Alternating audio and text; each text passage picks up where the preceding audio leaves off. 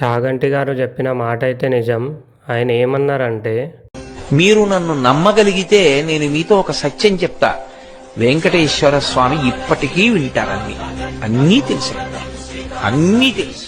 Yes, ఇది true. నేను third time తిరుమలకి రావడం నాకు ఒక కోరిక ఉండే, లైక్ స్వామి ఊరేగింపు చూడాలని మాడవీధుల్లో.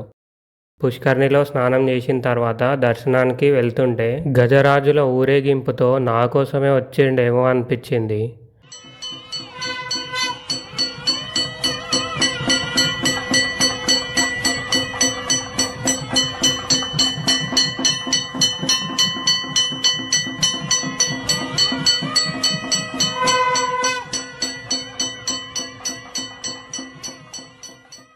అస్సలు ఎక్స్పెక్ట్ చేయలేదు.